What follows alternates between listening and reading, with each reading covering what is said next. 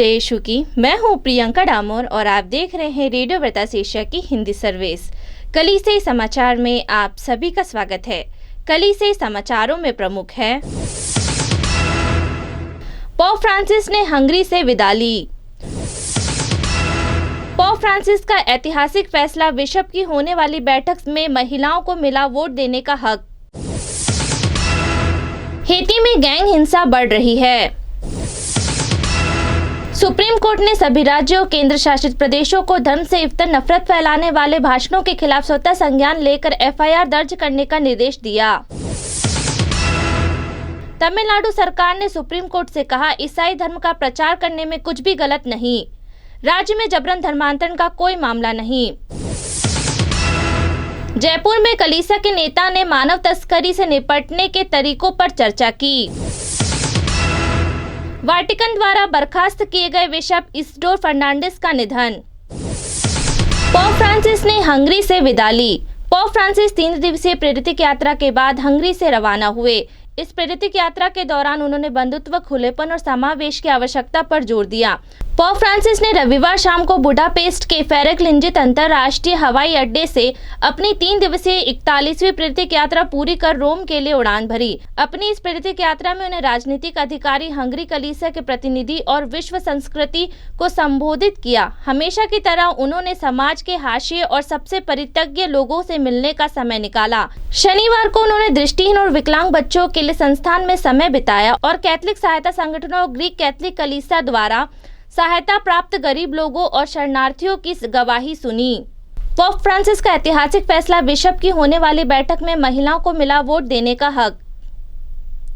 Pope Francis ने bishop की एक आगामी बैठक में महिलाओं को मताधिकार देने का फैसला किया है, जो उन्हें निर्णय लेने की व्यापक जिम्मेदारियां प्रदान करने और कैथलिक गिरजाघर के प्रबंध में आम जन की भागीदारिता बढ़ाए जाने को प्रदर्शित करता है। एक ऐतिहासिक कदम बढ़ाते हुए पोप फ्रांसिस ने एक बड़े बदलाव के तहत पहली बार महिलाओं को अक्टूबर में होने वाली बिशप की वैश्विक बैठक में मतदान करने की अनुमति देने का फैसला किया है। अभी तक महिलाओं को ऑडिटर के रूप में सीनेट के एक पोप सलाहकार निकाय में भाग लेने की अनुमति थी, लेकिन वोट देने का कोई अधिकार नहीं था। दशकों से महिला सीनेट में मताधिकार दिए जाने की मांग करती आ रही थी। कैथलिक महिला समूह लंबे समय से वेटिकन काउंसिल की आलोचना करते रहे हैं। महिलाओं के साथ दूसरे दर्जे के नागरिकों जैसा व्यवहार किया जा रहा है। इसकी अगली बैठक अक्टूबर में होने का कार्यक्रम है। नए बदलाव के तहत 5 धार्मिक सिस्टर धार्मिक आदेशों के लिए मतदान प्रतिनिधि के तौर पर 5 पुरोहितों के साथ ये जिम्मेदारी निभाएंगी। हेती में गैंग हिंसा बढ़ रही है। हेती में पुलिस और प्रदर्शनकारियों का कहना है कि गिरोह के 13 संदिग्ध सदस्यों को उग्र भीड़ ने पीटा और जलाकर मार डाला। राजधानी में बढ़ती कानून विहीन स्थिति के बीच हिंसा भड़क उठी है, जहां आपराधिक गिरोह ने शहर पर नियंत्रण कर लिया है। गिरोह के संदिग्ध सदस्य पुलिस हिरासत में थे जब क्रोधित भीड़ ने उन्हें एक ट्रैफिक स्टॉप पर पकड़ लिया। उन्हें बेरहमी से पीटा और उन पर पेट्रोल डाला एवं टायरों को जलाकर उन्हें आग के हवाले कर दिया। हिंसा की घटना हेती की राजधानी पोर्ट ओ प्रिंस में हुई, जहां अनुमान लगाया गया है कि आपराधिक गिरोह अब शहर के अनुमानित 30% हिस्से को नियंत्रित करता है। सुप्रीम कोर्ट ने सभी राज्यों और केंद्र शासित प्रदेशों को धर्म से इतर नफरत फैलाने वाले भाषणों के खिलाफ स्वतः संज्ञान लेकर एफआईआर दर्ज करने का निर्देश दिया। सुप्रीम कोर्ट ने शुक्रवार को सभी राज्यों और केंद्र शासित प्रदेशों को हेट स्पीच के मामलों में स्वतः संज्ञान लेकर एफआईआर दर्ज करने को कहा है। हेट स्पीच का मामला किसी भी धर्म का हो, इसलिए अब सभी राज्यों केंद्र शासित प्रदेशों को किसी औपचारिक शिकायत की प्रतीक्षा किए बिना नफरत फैलाने वाले भाषणों के खिलाफ एफआईआर दर्ज करने के लिए स्वतः कार्यवाही करने का आदेश दिया है। 21 अक्टूबर 2022 को पारित प्रारंभिक आदेश केवल दिल्ली, उत्तराखंड, उत्तर प्रदेश की राष्ट्रीय राजधानी क्षेत्र की सरकारों पर लागू था। कोर्ट ने कहा, भाषण देने वाले के धर्म की परवाह किए बिना कार्यवाही की जानी चाहिए। अदालत ने चेतावनी दी कि निर्देशों के अनुसार कार्य करने में किसी भी तरह की हिचकिचाहट को अदालत की अवमानना के रूप में देखा जाएगा। तमिलनाडु सरकार ने सुप्रीम कोर्ट से कहा, ईसाई धर्म का प्रचार करने में कुछ भी गलत नहीं। राज्य में जबरन धर्मांतरण का कोई मामला नहीं। तमिलनाडु सरकार ने सुप्रीम कोर्ट से कहा कि ईसाई धर्म फैलाने वाले मिशनरियों के कृत्यों में कुछ भी गलत नहीं है, क्योंकि संविधान का अनुच्छेद 25 प्रत्येक नागरिक को अपने धर्म के प्रचार के अधिकार की गारंटी देता है। एम.के. स्टालिन सरकार ने कहा, तमिलनाडु में गरीबों को डरा कर, धमका कर, धोखे से उपहारों के माध्यम से लालच देकर, काले जादू और अंधविश्वास का उपयोग करके अन्य धर्मों में धर्मांतरण की सूचना नहीं है। डीएमके सरकार ने अधिवक्ता अश्विन कुमार उपाध्याय द्वारा दायर एक जनहित याचिका के हल्फनामे में कहा, जहां तक तमिलनाडु का संबंध है, पिछले कई वर्षों में जबरन धर्म परिवर्तन की कोई घटना नहीं हुई है।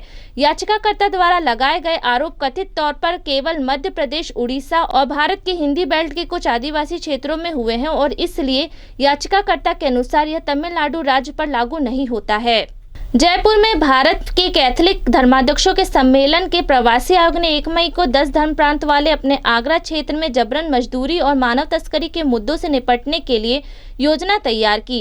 इन धर्म प्रांतों के लगभग 30 प्रतिनिधियों ने अंतर्राष्ट्रीय श्रमिक दिवस मनाने और क्षेत्र के कृषि क्षेत्र, ईंट भट्टों और कारखानों में प्रचलित मानव तस्करी और बंधुआ मजदूरी को संबोधित करने के लिए राजस्थान की राजधानी ज्ञानदीप भवन जयपुर में कार्यशाला में भाग लिया। प्रतिभागियों ने मानव तस्करी को प्रभावी ढंग से संबोधित करने के लिए कानून ज्ञान और पर्याप्त कौशल से लैस एक संसाधन टीम बनाने का फैसला किया, जो क्षेत्र में कोविड-19 महामारी के बाद एक गंभीर मुद्दा बन गया है। वेटिकन द्वारा बर्खास्त किए गए बिशप इसिडोर फर्नांडिस का निधन। बिशप इसिडोर फर्नांडिस, जिन्हें उनके कार्यकाल समाप्त होने के 10 साल पहले वेटिकन द्वारा बर्खास्त कर दिया गया था, का 26 अप्रैल को उत्तर भारतीय राज्य उत्तर प्रदेश के इलाहाबाद में निधन हो गया। वे 76 वर्ष के थे। बिशप फर्नांडिस का शहर नाजरेथ अस्पताल में शाम 5:30 बजे दिल का दौरा पड़ने से निधन हो गया। वे 4 अगस्त 1988 से 31 जनवरी 2013 तक इलाहाबाद के धर्माध्यक्ष थे। अपने धर्माध्यक्षीय समन्वय के समय वे भारत के सबसे कम उम्र के कैथोलिक धर्माध्यक्षों में से एक थे। वे 50 साल तक पुरोहित रहे और 34 साल तक बिशप रहे। इसी के साथ कलीसियाई समाचार समाप्त हुए। अगली बार फिर मुलाकात होगी नई खबरों के साथ। नमस्कार। रेडियो वेरितास एशिया आपके लिए लेकर आए हैं RBA mobile app. RBA mobile app पर हमारे विभिन्न प्रकार के कार्यक्रमों का लाभ लें, हमसे जुड़े और एशियाई ईसाईयत की आवाज का हिस्सा बने।